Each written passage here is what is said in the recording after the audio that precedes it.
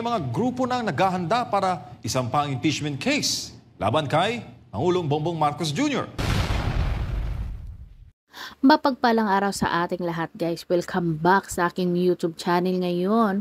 Pag-uusapan natin itong nababalitaan natin na ang impeachments laban dito kay Pangulong Bongbong Marcos ay inihahanda na ng ilan sa mga grupo.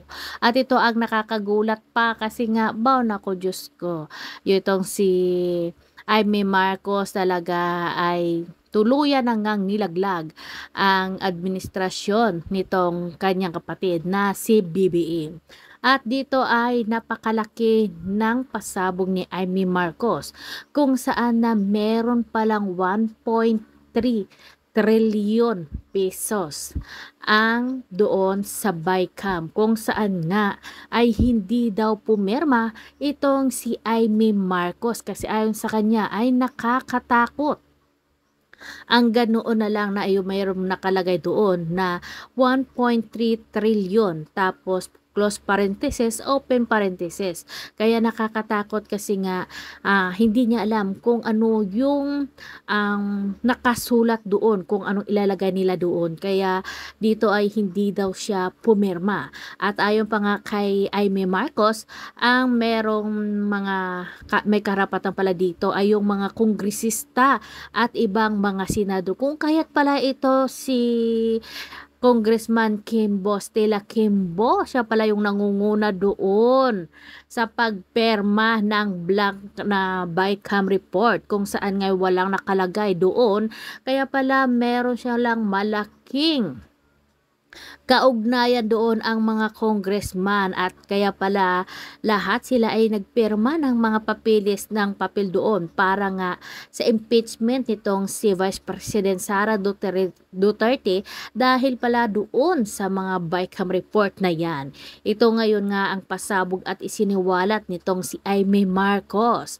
At ito ngayon nga ay inamin na nga ni Jaime Marcos na ayaw niya na mangyari ng ganun ang sa Pilipinas kasi nga ayaw niyang maloko ang mga Pilipino. At napapansin natin ngayon na ibang-iba na nga ang muka nitong si Pangulong Bongbong Marcos. Ayon nga dito kay Dr. Gary Zin, di ba, na kailangan niya ng check-up kasi nga namamanas na nga ang muka nitong si BBM. Kaya marami ngayon ang mga problema sa Pilipinas. Dagdag pa nga dito na merong mga senador ngayon ang minamadali na nga nila ang pagpa-impeach dito kay Vice President Sara Duterte dahil nga dito once na hindi nila ma-impeach nga itong si Vice President Sara Duterte ay tiyak na mauungkat yung mga anomalya nila, lalong-lalo na itong 1.3 trilyon.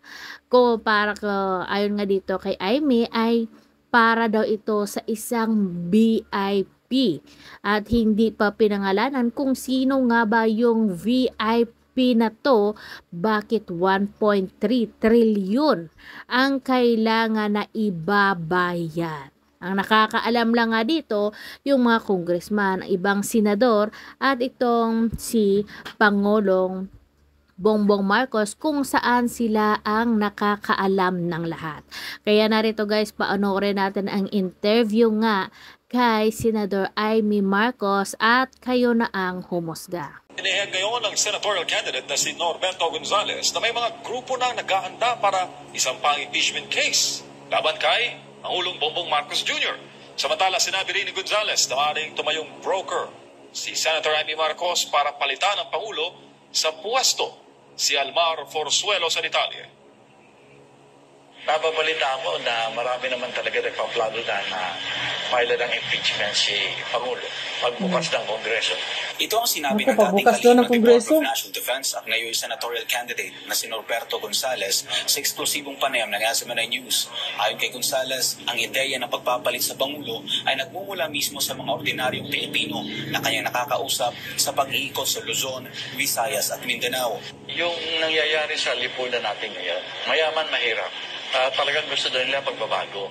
Tama. ngayong araw ang gusto ng taong bayan at ito ang pagbabago sa takbo ng politika sa bansa. Anya, marami nang dismayado sa mga politiko na tila walang nagagawang tama. Nakikita raw ng mga tao na walang tunay na pagbabago at paulit-ulit lang ang sistema. Dagdag pa ni Gonzales, hindi lang simpleng reforma ang hinahanap ng publiko. Gusto nilang maramdaman ang pagbabago ngayon na sa pananaw niya, ito ay nangangahulugan na isang mas radikal na hakbang ang pagpapalit ng gobyerno. Binigyan din ni Gonzales na mayroon ng grupo ng mga Pilipino na naghahanda ng impeachment case laban kay Pangulong Bongbong Marcos Jr.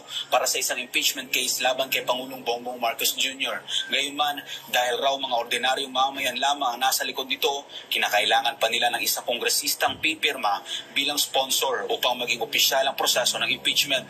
Samantala, tungkol naman sa hamon ng dating Chief Presidential Legal Counsel na si Atty. Salvador Panelo kay Senador Amy Marcos na sambahan ng impeachment ng kanyang kapatid na si Bongbong Marcos, ito ang naging sagot ni Gonzales. Ang nakikita ko lamang sa ngayon, kunyari yung kapatid niya si Senator Amy Marcos, maganda yan na kung siya ititindig at sabihin na ako handa akong kausapin. Nilinaw ni Gonzales na magandang hakbang kung tatayong broker si Senator Amy para sa isang panibagong eleksyon. Anya, bukod sa galit ng maraming Pilipino sa kasalukuyang administrasyon, patuloy rin ang pagbaba ng ratings ni BBM.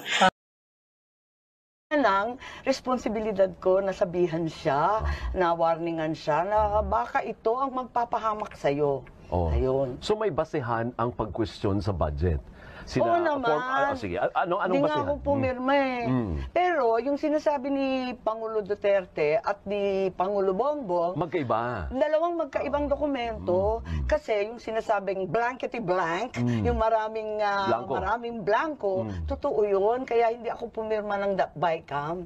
Kasi walang laman eh, nakakatakot. The amount of, open parenthesis, blanco, close parenthesis, ilang pahina yun. So hindi obra sa'yo na aayusin? Sabi ni Kimbo, aayusin ng mga technical experts daw. Aray ko. So hindi obra sa'yo yun? Hindi pwede yan. Alam niyo, yung pinakamalaki, pinakadakilang kapangyarihan ng budget at ay nasa Kongreso at Senado. Hawak yan ng hindi ng Pangulo. It's the power of the purse that belongs entirely to the legislature.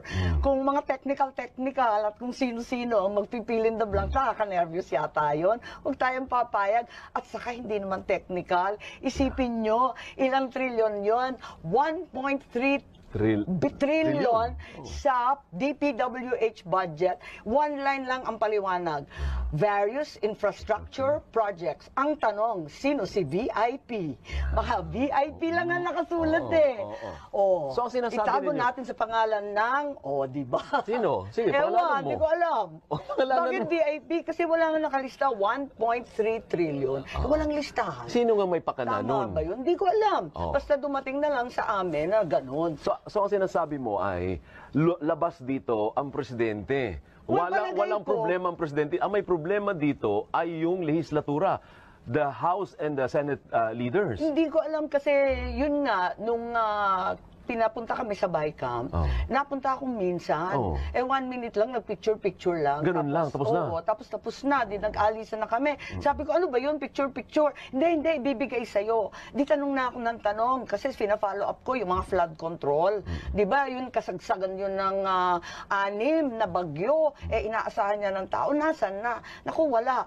Naku, talaga nervous ako. So, sabi ko, tiisan tayo. Hindi ko mapipirmahan yung mga blanco-blanco na yan. Ngayon, maski ang Pangulo na may problema, yung flagship projects niya, tinanggal. Hindi napondohan, miski yung mga flood control, yung mga tulay, yung mga public transport, lahat na inaasam-asam ng ating bayan, ng ating tao, ay hindi maisasatupad at tinanggal para sa mga kalokohang mga, kung anik-anik na lang. So agree ka na ito ang most corrupt budget in history? Is that an appropriate word term ba yun? Well, wala naman ako dito nung dekada 30 at Commonwealth at yung mga nakalipas. Pero sa panahon ko, ito na siguro yung pinakamalala kasi hindi ko siya maintindihan. Isipin mo, walang respeto miski sa Pangulo. Yung mga flagship project, hindi na inilagay. Lahat inilagay sa program which is wala lang, ala chamba. Paano naman yun? Ang lalaki ng tula. Yung irigasyon, iniiyak na yan ng mga magsasaka.